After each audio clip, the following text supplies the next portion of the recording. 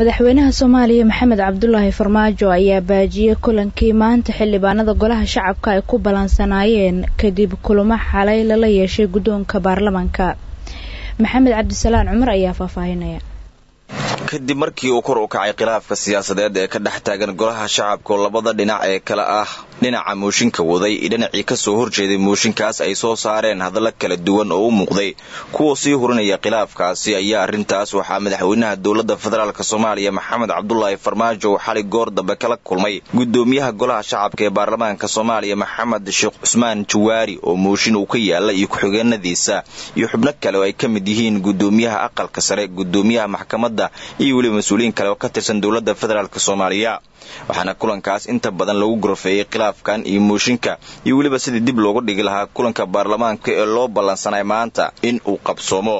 maadaama labada dhinac midna uu yiri mooshinka wuu buray midka kalena uu sheegay inuusan burin mooshinkaas ayaa la isla gartay in maanta uusan dhici karin kulanka baarlamaanka Soomaaliya iyadoo laga cabsi qabo in khilaafku uu sababo gacan ka hadal maadaama maalmihii la soo dhaafay xubnahan ka tirsan baarlamaanka ee kala taageersan labada dhinac ay hawada isku marsiinayeen eedeymo iyo hanjabaadyo kulanka oo saacado badan qaatay ayaa gabagabadii waxaa lagu yiri waxaa la hakiyay kulanka golaha shacabka ee loo ballansanay maanta kadib markii uu soo jeedin ay ka timid madaxweynaha Jamhuuriyadda Federaalka Soomaaliya Maxamed Cabdullaahi Farmaajo.